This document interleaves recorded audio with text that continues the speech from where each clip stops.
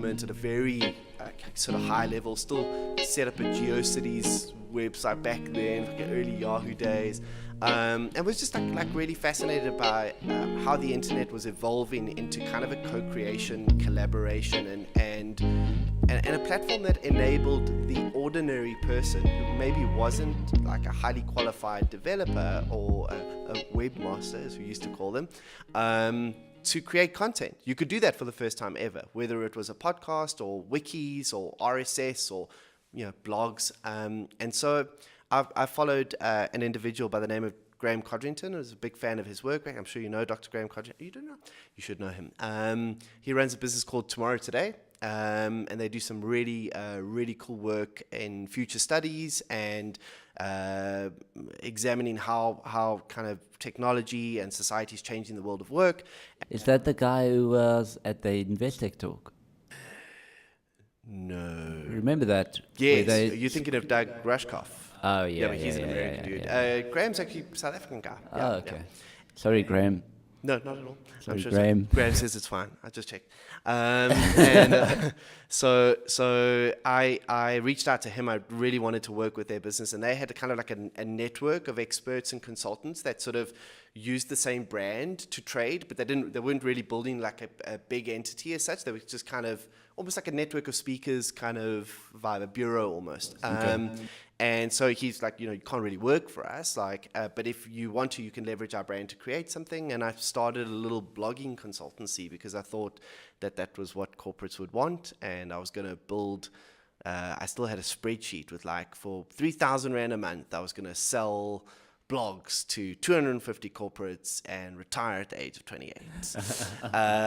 And I had this plan, and I went into boardroom after boardroom after boardroom telling them how social media was going to change their businesses. Well, it wasn't even social media at that point in time. We didn't even use that phrase. It was still blogging, and how blogging was going to change their business forever.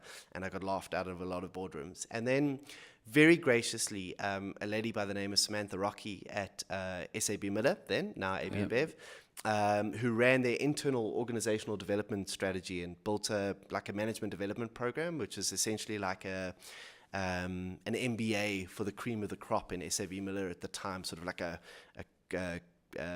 condensed 8-week program.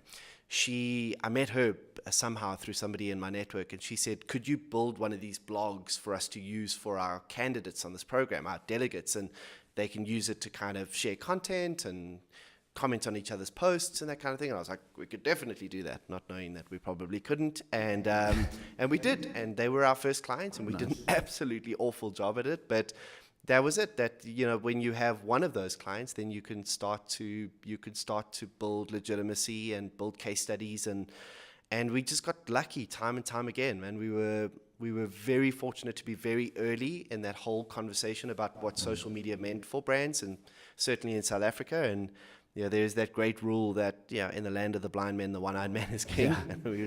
I've been the one-eyed man for a long time, and then we kind of kept trying to understand what the real business impact was for our clients and steer away from the buzz and the hype. And I think we got that question right more often than not. And we were very lucky to work with some amazing companies over the last 13 years. Yeah. Amazing. So would you say starting out, just knock on so many doors as possible, present whatever you have until you have something? Is that your one-liner advice? I think one of the, that's sort of, but you can knock on a hell of a lot of the wrong doors as well, right? So it made a lot of sense that I was connected to a network that already had credibility in Tomorrow Today, and I owe them a great deal for that access. So, again, the privilege of being connected to a network of people, and I acknowledge and I'm aware of that, it was a big deal at the time. I probably didn't understand or appreciate how valuable it was for me back then, but one of the things I was at a poker game last night, and during one of the breaks outside, a guy came to me and he said, I was chatting to your cousin, and he said you ran an ad agency, and he said, I don't know if this is a bad idea, but I want to tell you what I'm doing. And he told me about this really cool idea that they've got and this thing that they're building out, and I said to him afterwards, well done. It takes guts to do that. It's not easy to go and introduce yourself to a random stranger you've never met before at a random poker game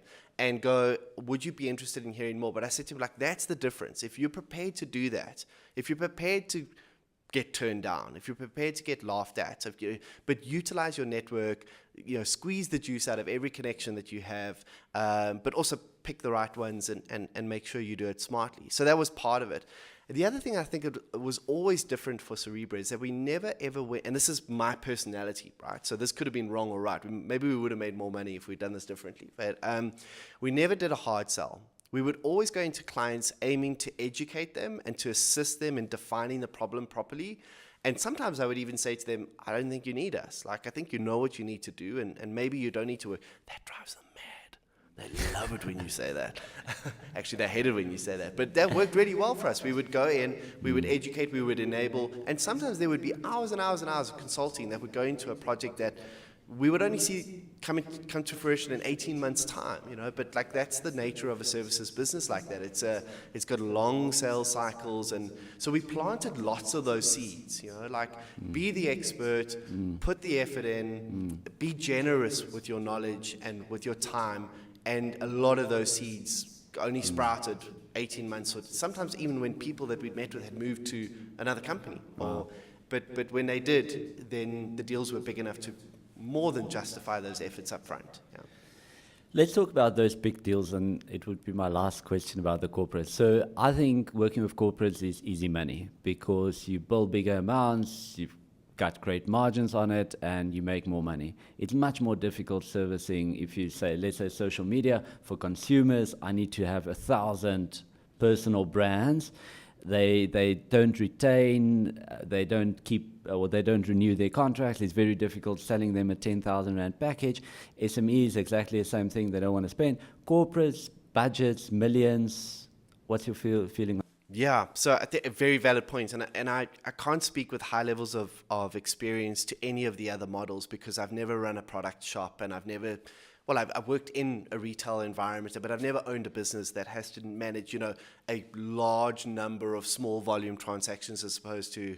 Why didn't you go for consumers and SMEs as your target client? It was never a deliberate choice. It was only ever this kind of made sense for companies because, I thought that the biggest impact of social media would be on how brands connected with consumers, and I called that relatively right.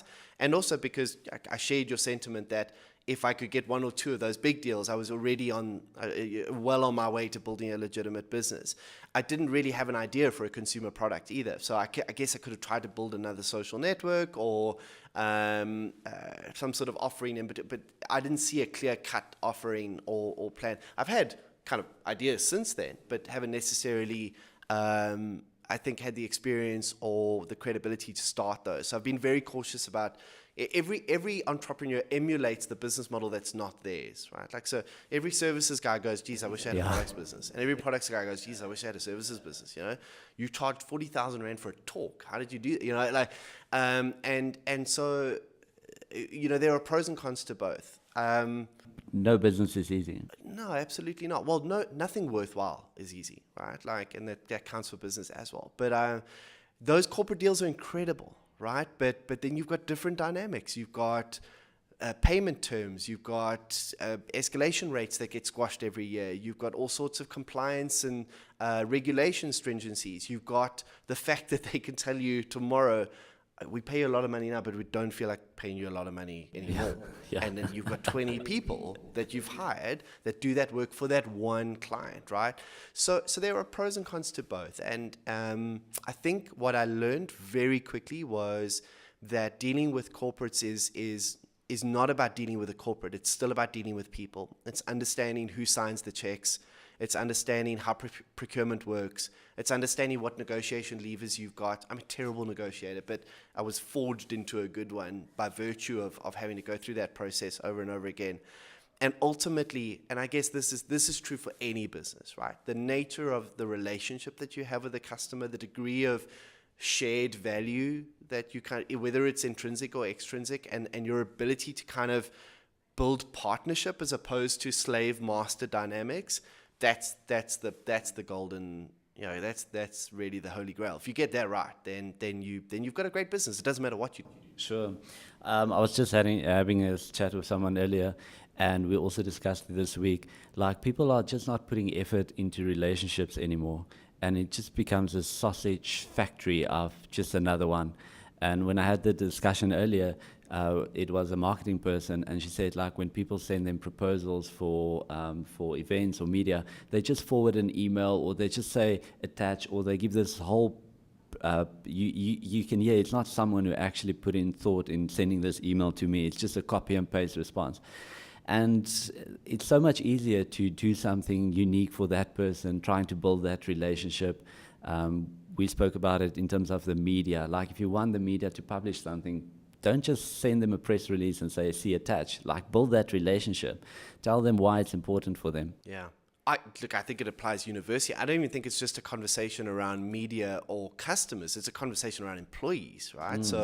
One of the big challenges facing, I think, almost every corporate on the planet at the moment is how do they recognize the individuality and humanity of their people, as opposed to kind of previous years where you had multiple echelons of staff with a number attached to them and they clock in and out. And, people are not an assembly line anymore. They're individuals. They are knowledge workers, right? So this is something that matters, I think, at all levels of business. And there is absolutely no substitute for a trusted relationship, whether you're talking about your business partner, your executive team, your key client contact. One of the reasons those relationships with those big brands worked was that we had clients that really believed we were trying to do the best we could to add massive value at a fair price, at a reasonable price. It's not that complicated, right? But it is. But when that's your intent, that's what you're really trying to do, and when you're prepared to take the knocks when you haven't. You know what, we fouled up there. Not happy with that. I don't think we did the best job there. When you're not super defensive and trying to, all of a sudden you have a real relationship. And clients that I have now no commercial relationship with, I still see for beers or have over for dinner or whatever. Now, and for no reason other than this is a rad person who I really want to connect with, Super nice. Mike, what's been the hardest moments in building that business? Like losing clients, retrenching staff, if you ever did that, the hardest times for you? So we were really, really lucky that we didn't have to, we lost some big accounts where we would have to absorb people into other accounts. So accounts that were more profitable would have to subsidize where we lost accounts, and some of those were big.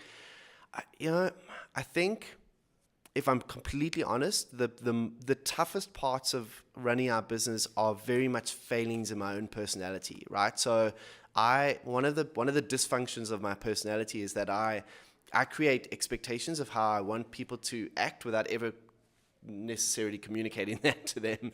Ask my wife. And one of the things I would kind of if we did a good job, I would kind of expect that the client would just recognize that and do their part. And when they didn't, and whether that's missing payment terms or not renewing a contract or just not supporting the work or whatever it might be, could it be any, I would take that quite personally, like really personally. And I would often act out in a very emotional way and sometimes even in a quite an immature way, like a vindictive way. Those were the worst moments for me, right? I went through some tough times. Self-inflicted. Yeah, most things are. If you're a leader, that's what it means. Being a leader means being accountable for who you are and how you show up in your business. That's the definition of it, right? 99% of what went wrong in Cerebra was me. It's all started with a decision I made or with a principle that I introduced into the business or whatever. I went through a divorce running the business. I went through 2 big partnership, kind of in inverted commas, changes, divorces. They're like divorces when you go through a change in partnership in a business. We won some massive accounts. We lost some massive accounts. We made some. One of my favorite moments was completing a tender document for it was double figure in the million size contract for digital and social media and marketing for. I can't remember which one it was. It was either for Old Mutual or Mutual and Federal. Can't remember which one. And the reason why I can't is because I filled out the entire tender with the wrong name. I wrote the entire tender. I think if it was for Old Mutual, I wrote Mutual and Federal the whole. But I think it was actually for Mutual and Federal, and I wrote the whole thing. One of my classier moments. You obviously got it. No. The person replied back and literally said, Are you joking? I was like it's a 23-page document. I'm not joking. But all of those things kind of paled in comparison to, and again, this will tell you a lot about my personality. If I felt my staff were let down or hurt, I placed an inordinate amount of value on staff happiness, and I say inordinate because I think there is a limit to that. I think it's one of the tensions that you have to keep in balance. If you try and make everybody happy all of the time, you'll end up making nobody happy, right? So it is a tension that you manage as a leader. But yeah, I mean, like when staff expressed that they felt Cerebra was an unhealthy or unhappy place for them, that was the toughest part. Yeah, those were hard moments. What did you do when you got a big account? Was there something special that you did celebrate? We didn't really. I've always been a little bit understated in that regard, and probably should have done more to celebrate the work that other people had put into it. But what we did in Cerebra is we created lots of rituals to celebrate and recognize each other. And so, as an example, every Friday morning we would have something called a BBG, which I must credit my business partner, Craig Rodney, with. It stood for Be Brief, Be Bright, and Be Gone. It was an hour-long kind of shared learning session between everybody, but it was compulsory. You had to be there, and it wasn't us speaking to the guys. It was guys presenting whatever, a book review, a new thing that they learned about, a film that they watched, or a client case study, or any number of different things. And so we would sometimes use those as an opportunity to celebrate together or recognize people. We would have quarterly courts, which was our kind of drink sessions on a quarterly basis. Again, like set in the diaries well in advance. It was never a, hey, we should get, like rituals are so important. Yeah. Like they're so small, but it makes such a big difference. If you want to build a culture, build rituals. That's it. Build patterns, build habits, right?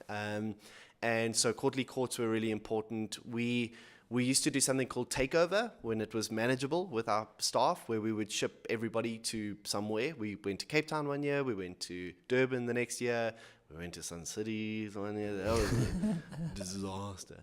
I think I'm still banned from the Cabanas pool. And yeah, just like we would do those. And those things were huge celebrations of each other and what we did. But it wasn't necessarily, I think we always try to celebrate things as a collective rather than as a, hey, Mike stands up and rings a bell and everybody goes, well done, man.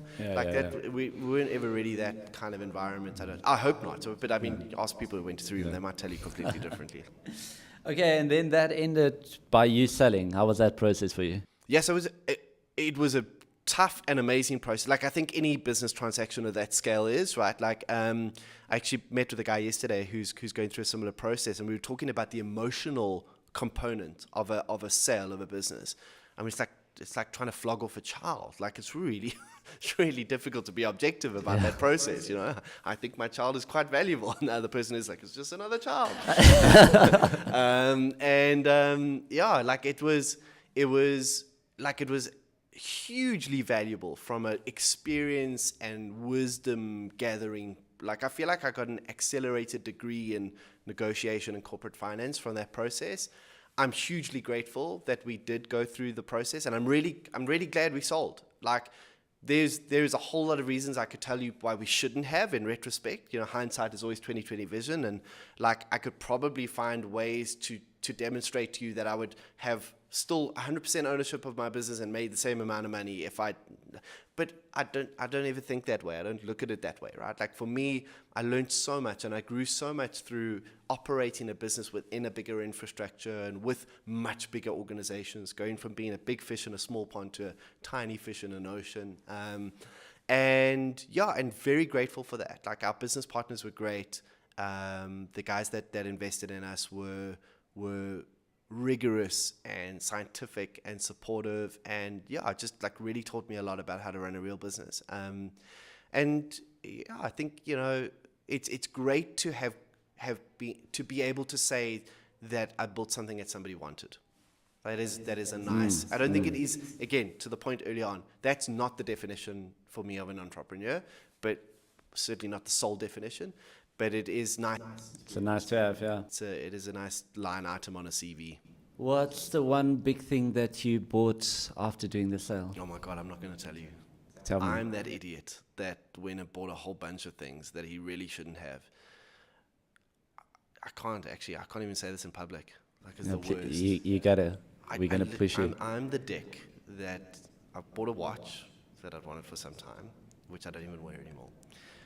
I might have bought. Give me a price tag. No, I might have bought a. Mike? Nope. I might have bought a 2-seater cabriolet. Oh, give me a brand. Jaguar, which I loved. Nope, that lasted about 8 months, and then I think I got like 2 flat tires in 2 weeks from Joburg potholes, and I literally parked it at Nickel and said, "You guys can fetch it from. I don't want it anymore." And now real? Yeah, now I drive a little Audi A3, and I'm supremely happy, and I love my car. And I don't need more than that. In fact, I went 3 years without a car at all. I just used Uber exclusively. It was really cool as an experience. Really? Yeah. And then I might have. I might have bought an indoor golf simulator. And that's kind of only half the story, because this golf simulator followed me like herpes for the rest of my life. I even have a story about the Guptas and my golf simulator that one day I'll tell you. Maybe not on this podcast, but No, we can do a chapter 2. 100% on this podcast about the Guptas. Yes. They wanted to buy my golf simulator. This podcast just took a whole different I had a whole direction with Facebook this post about question. it. Like And I love it. It's like in the lexicon. Yeah.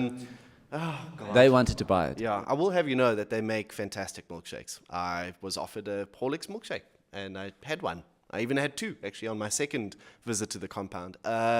You must know that when those emails came, I was like, "Here's my name. am I implicated for?" But yeah, so basically, I wanted to get rid of this thing because we had a baby, and the room that the golf simulator was in got prioritized, I don't know why, for the baby, and like so the golf simulator got relegated to the garage, and then I wasn't using it that much, and I was like, this is quite an expensive thing not to use. So what I did was I asked the country club, I'm a member at CCJ, if they knew of somebody who wanted it, and they were like, we think we might know somebody, and they were like, here's the address. And I arrived, and only when I literally walked inside did I realize where I was. Sort of had to dodge the Lambos, you know. And When was this? Prior to the prior to the whole thing. Yeah, look, I knew that they had questionable deed, but I mean, we're talking about when is this?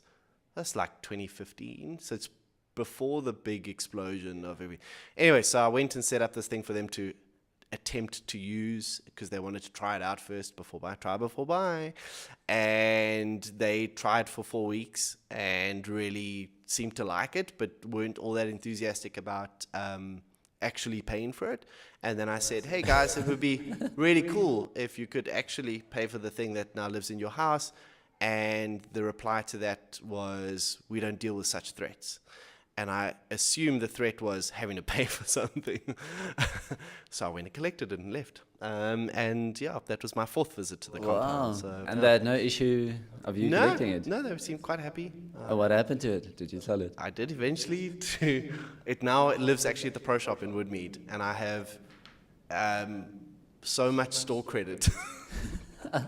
So if any of you need golf balls, if any of your listeners, if anybody in the world needs golf balls, I have some store credit at the Pro Shop for an indoor golf simulator.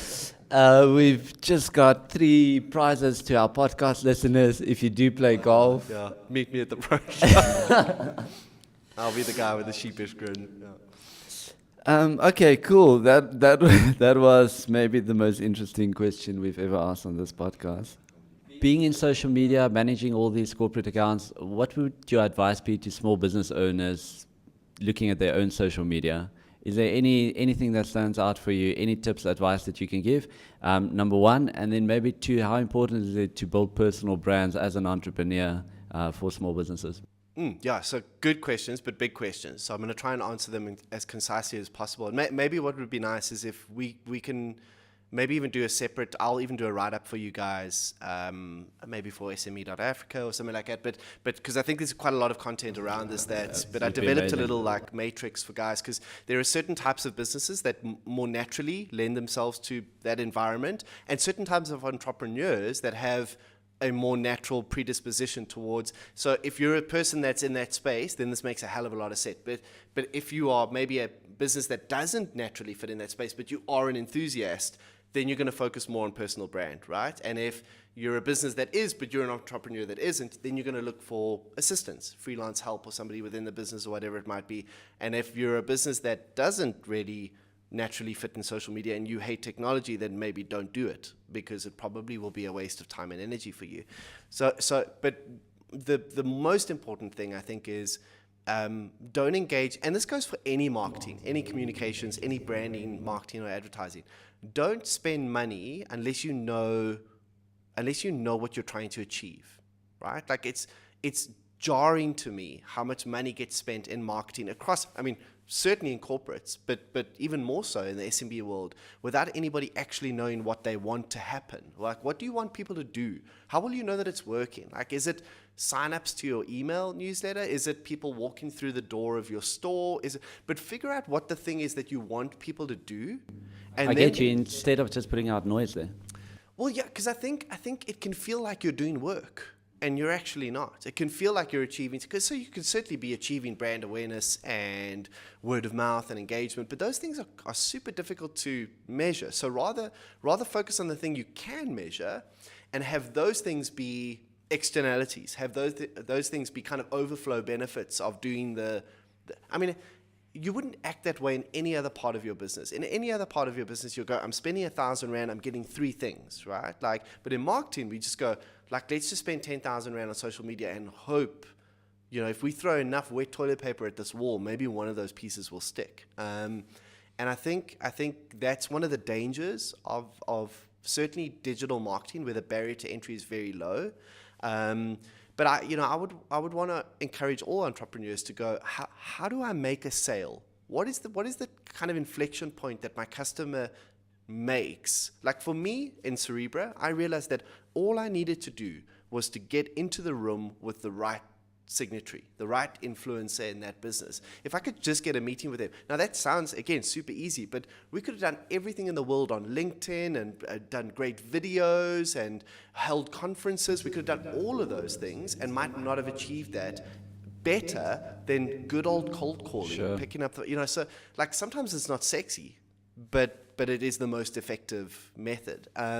So knowing what your metric for success is, it must inform the type of activity you choose, and then I guess the next thing is to be sure that there is very little gap between what you promise and what you deliver, right? Because if you promise a 10 out of 10 customer service experience or product and you deliver a 7 out of 10, like everybody will be sad. Happiness equals expectation minus reality, right?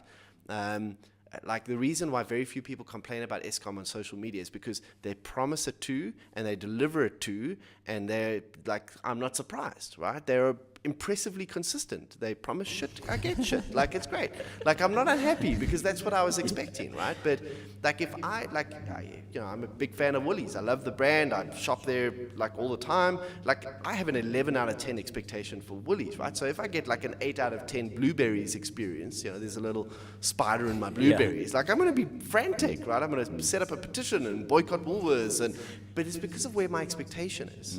I might not feel the same if it's like a corner shop, so your brand promise and your actual delivery, the gap between those two things, that's the source of all of your pain. Like, if you can, certainly from a reputational perspective, from a marketing perspective, if you can bring those things closer together, then you've got a lot of the problem solved. We tend to, in the marketing world, overpromise. Absolutely love that. Both points. One is, I think so many, especially new entrepreneurs, that also spend so much time behind the screen on social media, think that's the way that they're going to build a business, but they very seldom do. And so many people are trying to start businesses just from behind the screen, and that's not always the case, unless if you've got a very, very, very good social media. Yeah, I mean, it can be hugely effective, and I don't want to sound like I'm dissuading people from doing that, but all the effort must be calibrated to the outcome. Like, know what success looks like, calibrate your effort to that, right? So if we were spending in Cerebra, let's say, for example, we were spending between social media marketing, events, digital advertising, email newsletters, website upgrades, all of these things. If we're spending like 80 to 100,000 Rand, right, as an example, I can't remember exactly what it was that we were spending. I could employ 3 people just to phone every corporate in the world all day long and do a sales pitch for much cheaper than that, and probably get a much higher result, because the thing that determines my success is my ability to get a meeting with a key decision maker. So if I know how my customer buys, where their decision is made, then I can calibrate my marketing to that point, right? So, but it's quite difficult to get to that point, because sometimes where you think they buy is not where they buy.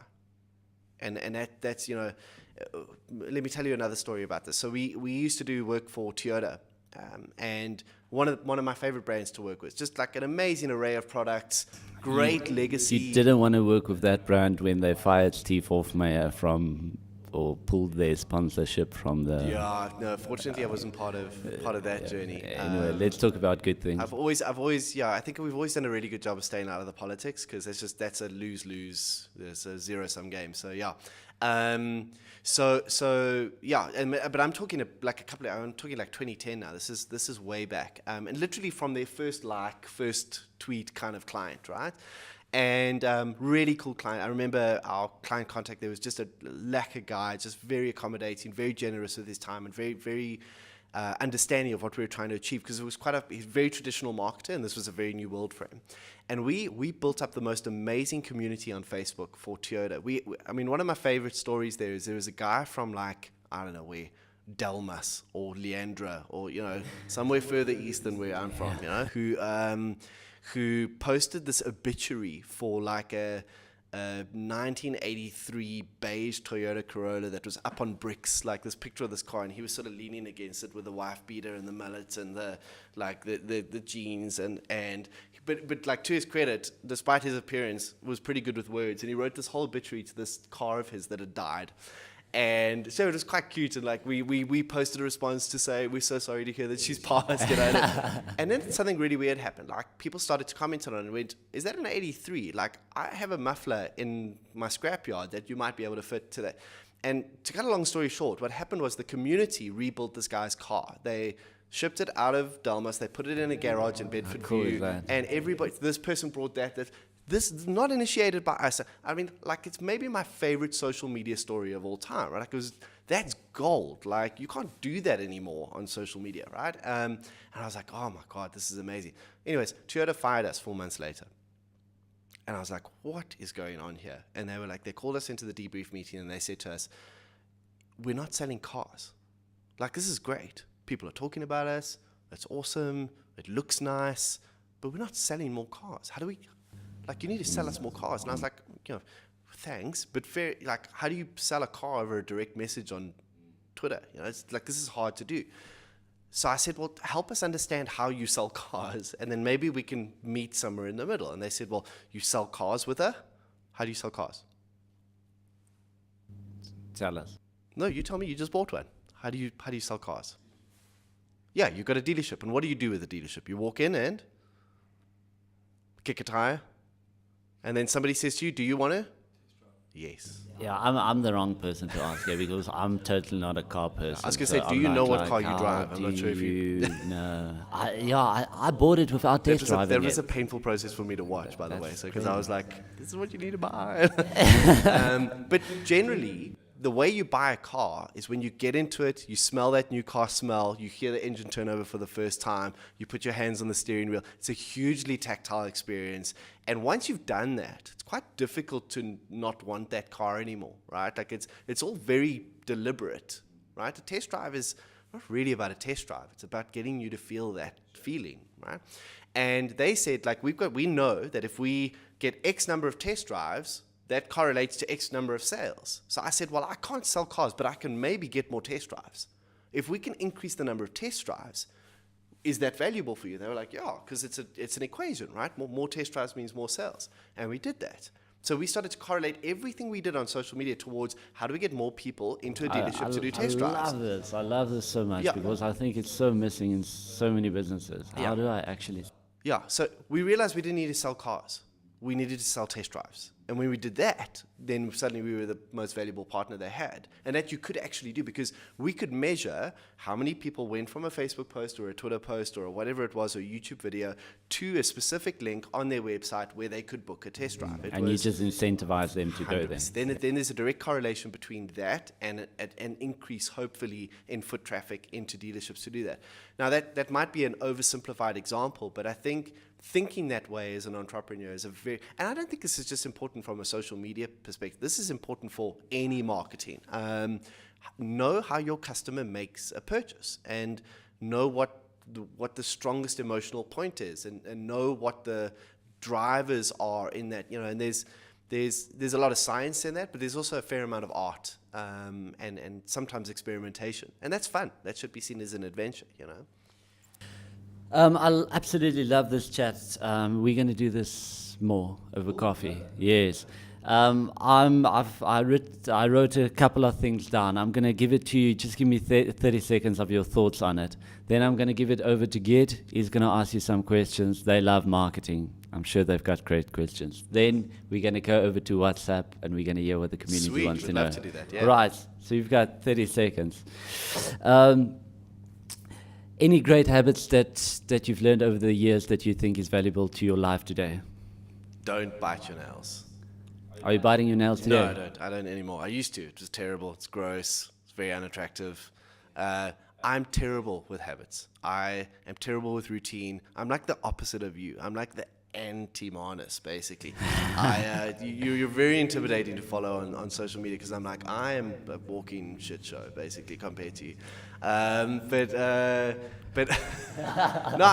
that works for me. 100%. Because of my personality, I know that I go through energy highs and lows, and what I've learned to do is capitalize on my energy highs and my energy lows. What I do believe is important is being very self-aware, knowing who you are and playing to your strengths.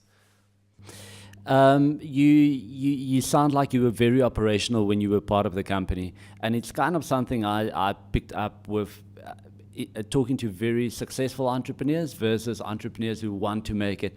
Like very successful entrepreneurs, they spend a lot of time operationally on the products, making sure that they're putting out a great product. Your comment on that? I think that's very kind. I don't know if I was. I think I was very good at being very involved in the parts that I was very interested in and very bad at being involved in the parts I wasn't. And to my detriment, right? So my natural inclination is to steer away from financial complexity, and that wasn't good for me. Like, I paid a price for that. And I learned over time how to have the right conversations with stakeholders in that part of my business so that I could be strategically important to it. But I think, again, it's kind of to the first point, knowing your strengths.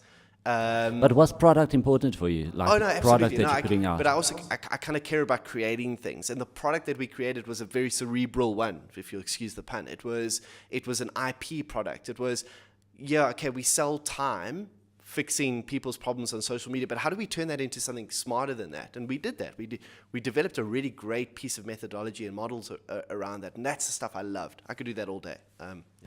Future of social media? It's a disaster. I'm You so reckon? sad. Yeah, I mourn social media. I really do. I grieve it. I'm most enthusiastic today about what is happening in kind of niche social networks like a Strava or I have a lot of faith in LinkedIn, largely because I think it's part of Microsoft, and I care about Microsoft as a business, and I think they're a good business. What an incredible company. I'm head over heels. Microsoft is and I'll put this on record, is the one business I consider leaving the entrepreneurship journey for. That's the one corporate I feel like I could. And that's Microsoft South Africa, Microsoft International, please choose. Microsoft any. Although those divisional offices are always going to be sales offices, right? So, but to be part of the product and to be part of what's happening at kind of in Seattle, I think would be an incredible. Anyway, but that's. If you do get a gig coming from this podcast, do you think we can maybe share some finder's fee? Finder's fee. Absolutely, yeah. Be happy to distribute. Yeah, I'll let you know as soon as I get the offer. Right. If you do know anyone working at Microsoft, please tag them in this. The problem is, I know people working at Microsoft. They still haven't offered me anything, so it's not working for me either, man. Okay, but maybe they know the real you. Maybe they don't. Maybe they don't know my secrets. If they haven't listened to this podcast, please do tag the people in Microsoft. Oh God, no! Please don't. What were we talking about? Oh, social media. I'm worried about social media. I am. I'm worried about Facebook and Twitter. I'm worried that we are too far gone, that we can't put that cat back in the bag. But I'm worried about it not from an individual business level. I'm worried about it from a very macro, societal, democracy, like what have we done, right? If you think about what we made with social media, like if we go back to Gutenberg's printing press 500 years ago, right? This thing makes the illiterate literate, and suddenly democratizes access to knowledge and sparks a whole bunch of revolutions, an industrial revolution, which changes the whole world of kings and aristocracies, right? Like this is all of a sudden the peasants aren't peasants and the kings aren't kings. Now it's capitalism, right? And to find anything comparable to that is very difficult. I mean, the Renaissance was accelerated because of that massive art and cultural revitalization. The Reformation, which was a huge spiritual reinvention of one of the massive superpowers in the world at that point in time, the Roman Catholic Church. You know what we did with social media? You know, if the printing press made the illiterate literate, with social media we made the unpublished published. And I don't think we even remotely realize how big a deal that is. I think in 50 years, we'll look back at what we did in the last 15 and go, holy shit. We did not anticipate that. That's And you think in a bad way? No, I think in both ways. Just like all things, all innovations are like that. But I think it has done remarkable things for society and for giving a voice to the voiceless, and like political coups and Arab Spring and things that would have been absolutely impossible to imagine like years before that, 2 or 3 years before that. But we've also created a monster. And the monster is this kind of identity deprivation that happens off the back of poorly incentivized and poorly motivated advertising models. And I think we need it. The only way Facebook and Twitter, I think, are going to be able to avoid that continued journey in that direction is if they develop more sustainable business models. I worry about that. I really do. I'm concerned about it. Super interesting. Material things don't seem to be important to you. I love them. I love material things, but I've learned that they don't make me happy. So I dig them, and I will spend a lot of money. So what I have started to do more... What makes you happy? Man, experiences, friends. I'm a fairly... It might not come across, but I'm a fairly kind of nihilistic person. Like I've got a kind of...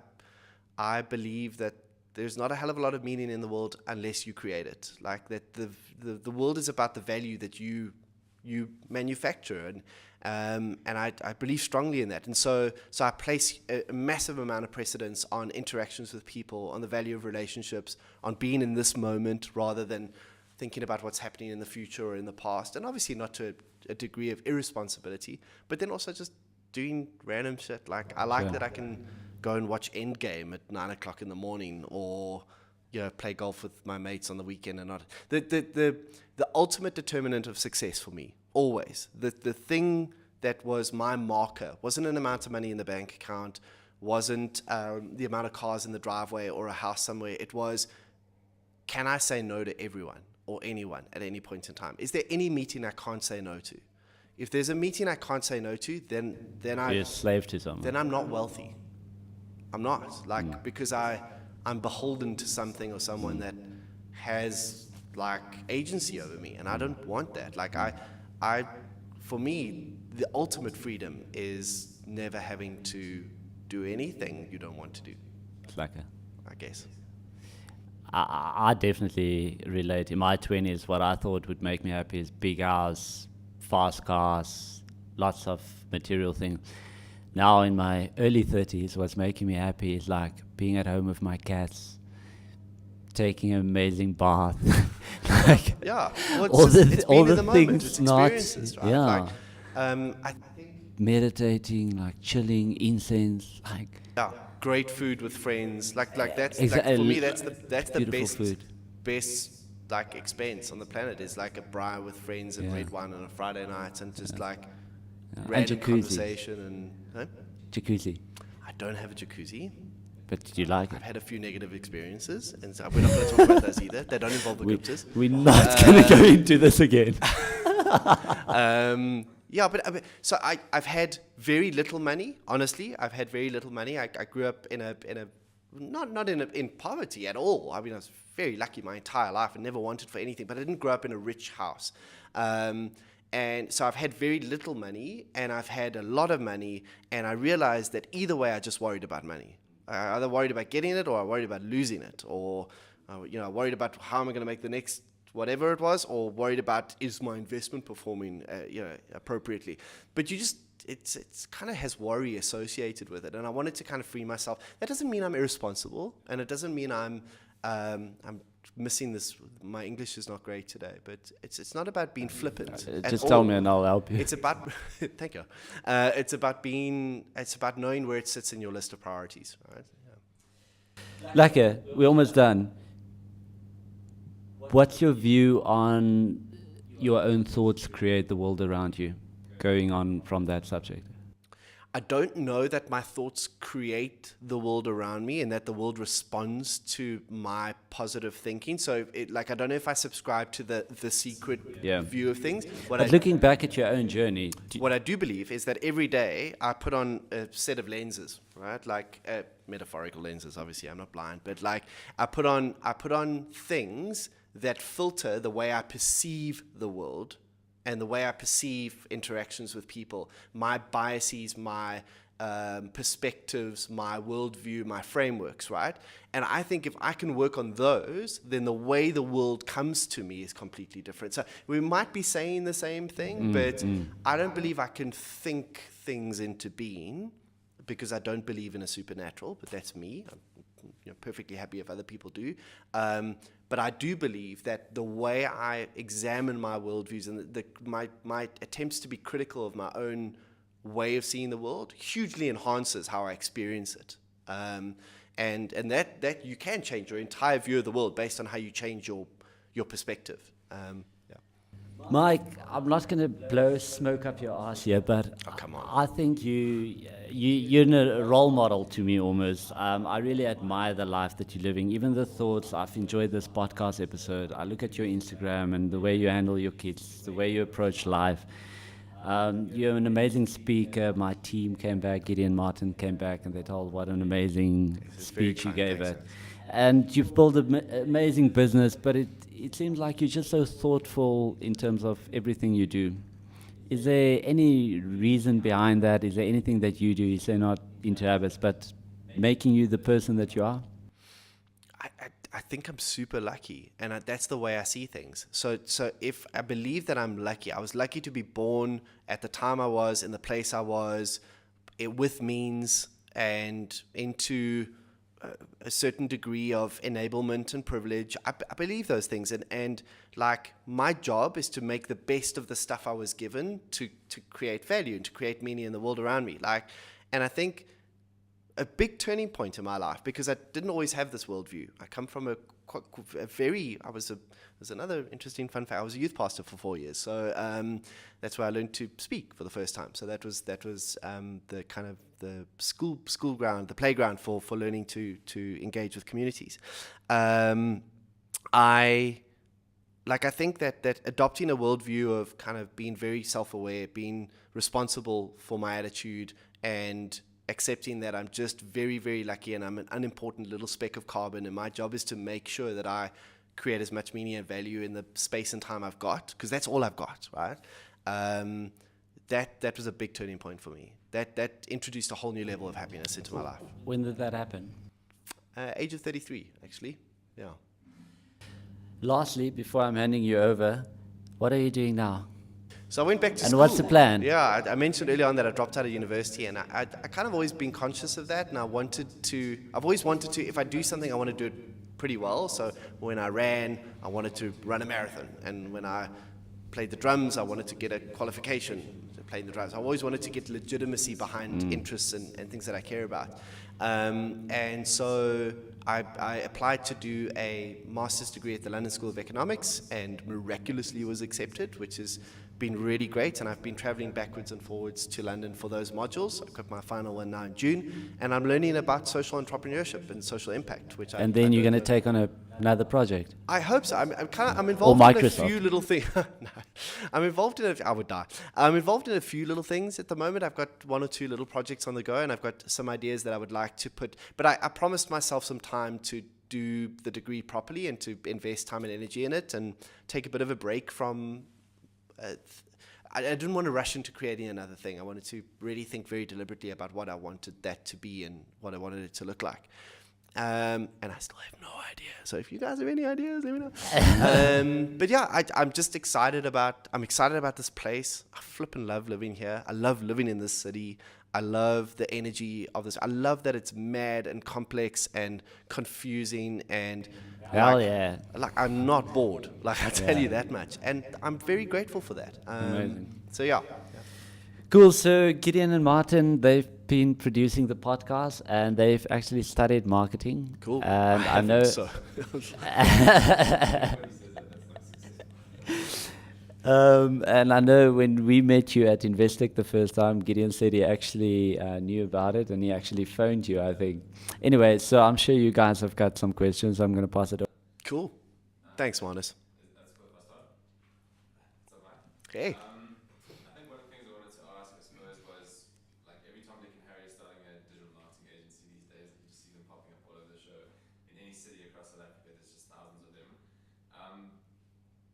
What's your opinion? Is it better to have, which is a better business, and which one can you scale more? To have a company that offers like lots of different services, from web design to graphic design to running ads to creating content, to like the full stack, and then try and get many clients and offer everything to everyone, or to niche and or to specialize in like one thing and just do like Instagram video for one thing and become the best of it, and then try and get like 5 huge clients. Yeah. What's better? Like, Yeah, so it's a great question, and I'm gonna frustrate you because I'm gonna answer it depends, right?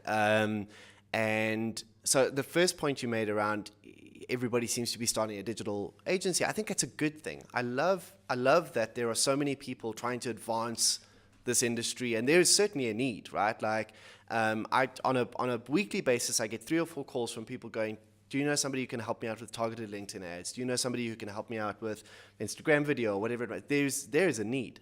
There's no lack of demand. I believe that. The downside of a low barrier to entry is it's a low barrier to entry. So not everything is high quality, and that can sometimes tarnish the industry because not everybody's going to do a great job. The question around, but I think it's good. Like I love that people are starting businesses. As long as people are starting businesses, I'm a happy camper, right? The question around, do you specialize or generalize? Like I don't think there's a right answer here. I think there are pros and cons to both, and there's a price that you pay for doing both, right? I'm a fan of specialization. I'm a huge fan of specialization because of my personality. I like a deep dive into the expertise behind something, and I like being the expert or the thought leader on that thing, and I like digging it. That's kind of, I'm very academic that way. I want to get into the kind of the meat and bones of the thing. But a lot of clients don't want to deal with 18 agencies. They want one point of contact and one general shop. The tough thing about a kind of one-stop shop is that like the world of marketing has changed so dramatically and changes so dramatically all the time that your ability to do everything better than mediocre is really, it's really tough, right?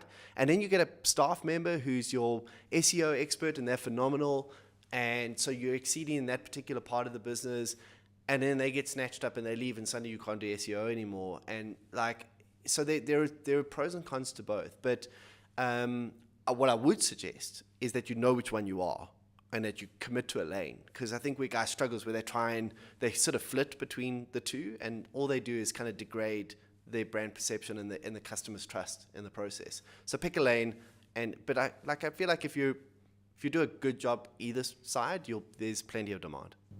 Sure, I think that's awesome. And then what are some of the best? Where's the most money? Like, where's the best place to make money in social media and advertising? Because it feels like the technology makes it more accessible to everyone, so that you can be your own media house. Like we are our own internal media house for M and for SME.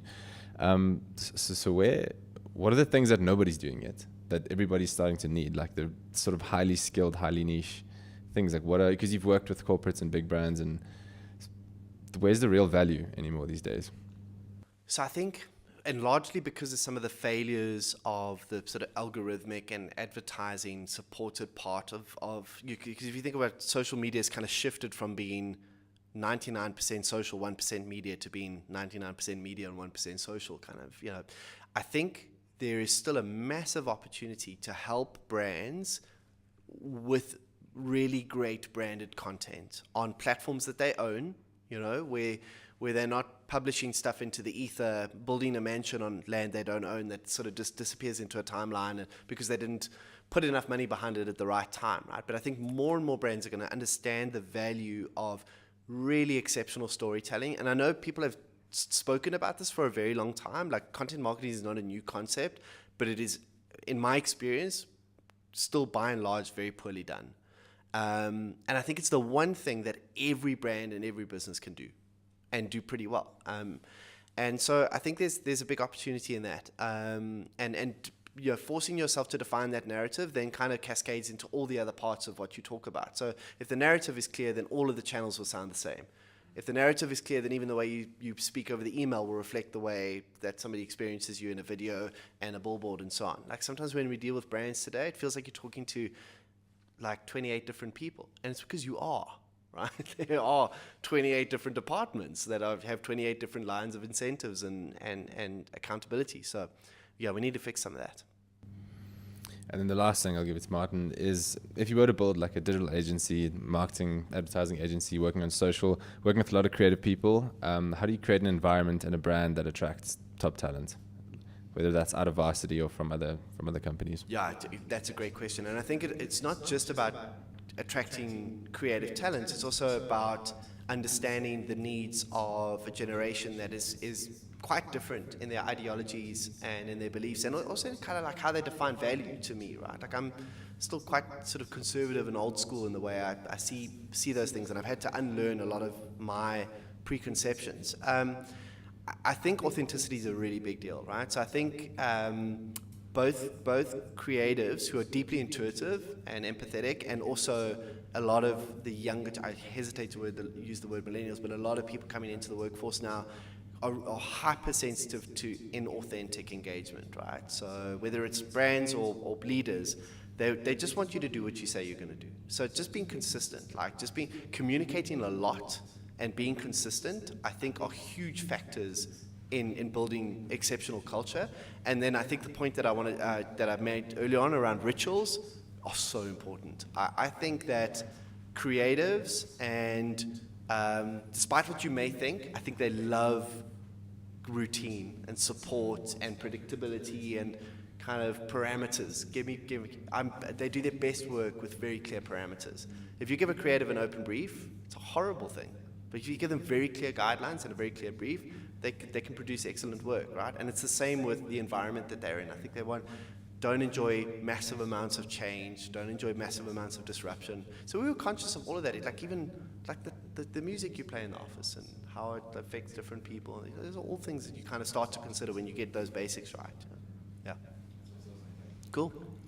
My only question is, we actually speak about this quite often in the office and stuff. How do you feel about traditional media being radio, television, billboards, newspaper, magazines? How do you feel about those going forward long term?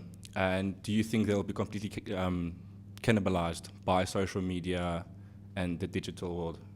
Not at all, hey. I mean, if you look at what's dominating social media conversations today, it's a television show that seems to be the unifying factor across the entire world right now. We're all waiting for Sunday so we can find out what happens to Jon Snow, right? None of these things are really dying. They're just evolving. And the mistake that technologists and futurists often make, and I've been guilty of this as well, is that this new thing is going to change everything forever. And it doesn't often happen that way. It very seldom happens where something arrives that completely changes everything, right? Like, we've had, you could argue that the internet was certainly that kind of thing. Mobile devices, certainly one of those types of things. But the rest of the stuff is kind of more just evolution rather than revolution. And I think there is still, I still think there's value in handing out pamphlets at a robot if that's achieving the right goals for you as a marketer or as a brand. Like, all of these things are applicable ways to connect with people, provided there's thought and deliberation. And so TV for TV's sake, bad idea. Radio for radio's sake, bad idea. All of these things as part of an ecosystem of great storytelling, caring about the customer, deep-seated analytics and insight, like, that's going to be good, right? But it needs to be connected. Cool. And then this is completely off track, but you mentioned that you studied and you dropped out twice. Mm-hmm. What were those things that you studied and what caused you to drop out? Was it your realization that you wanted to become an entrepreneur? No, I wish it was. But what were those things that caused you to drop out, and what did you study? So I did one of those aptitude tests in matric, because I honestly didn't. Like, I think 232 out of the 238 people in the matric class in Benoni High School in 1998 wanted to be marine biologists, right? And then there were like 4 that wanted to be lawyers and 1 that wanted to be a doctor, and then me. Like, I was like, I don't know what to do. And the more astute amongst your listeners will notice that I just got my maths wrong. That's why I don't work for the bean counter. They said, you're a people's person. You must do industrial psychology, right? So my folks, we looked at what was most convenient and made sense, and LNB had a satellite campus in Boksburg, which is obviously very close to Benoni, that did UNISA courses, but in classrooms, so you're doing correspondence courses, but with lecturers, and so that made sense. It was close, it was relatively affordable. I didn't even consider things like roads or Stellies. Like, I didn't, because neither of my folks really came from that world, so like nobody was going, this is what you need, so it was cool and sort of made sense. And I hated it, hey. Like, I enjoyed one class. I enjoyed criminology. I don't know why we did criminology in industrial psychology. Maybe it was like somebody had foresight to the future of corporate South Africa. But that was the one subject that I enjoyed. And after that year, where I maybe attended half of I was playing in a band at the same time, and like, I just wanted to be a rock star and wasn't really committed to it.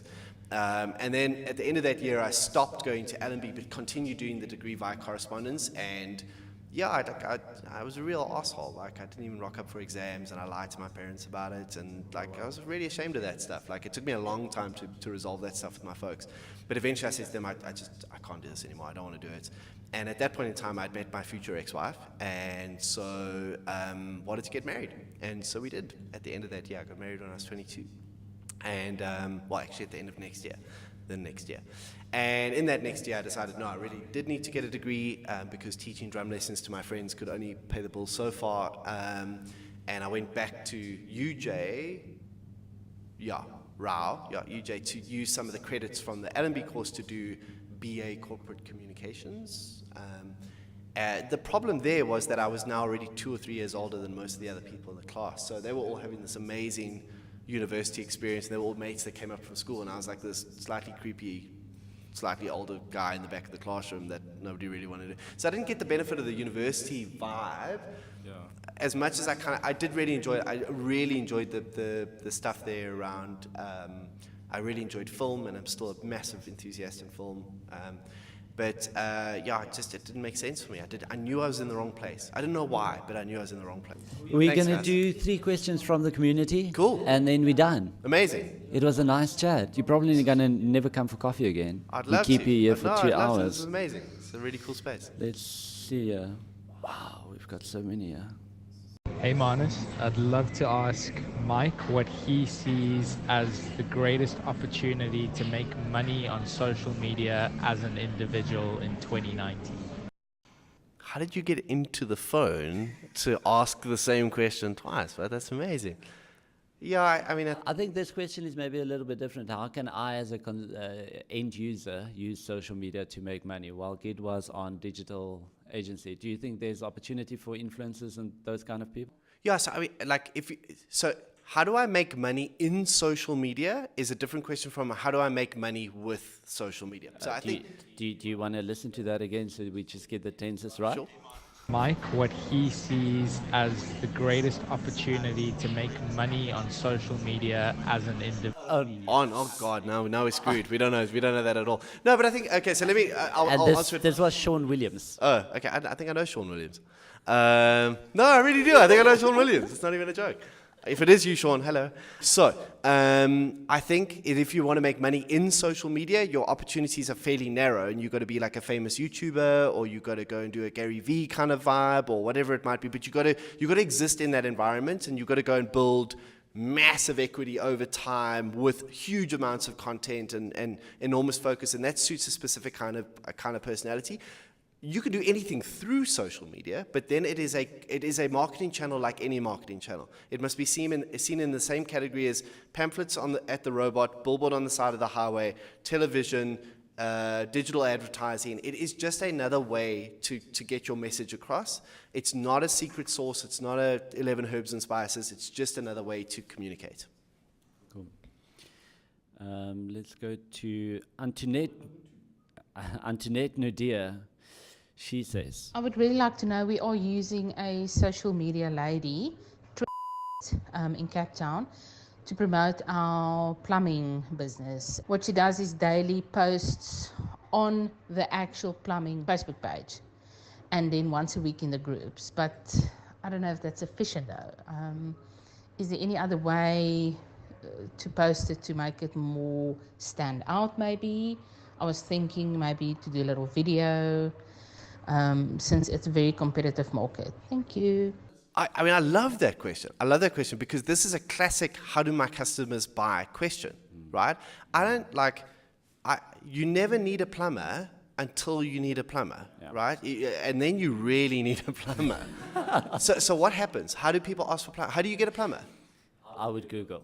Yeah, well, I mean, what I see most people doing is asking on a community estate group, WhatsApp, or the neighborhood WhatsApp group or whatever it is. That's where people buy. That's the moment of decision making. It's like, I'm desperate, knee deep in shit. Can you help me? Who do you know, right? And then there's something that happens. So the first thing is, how do you get into that moment? How do you become a part of that conversation? And if that's dark posts or whatever it might be, or I don't know. Like I need to think about that, and I need to kind of unpack that. But you want to be at the point where the customer makes the decision.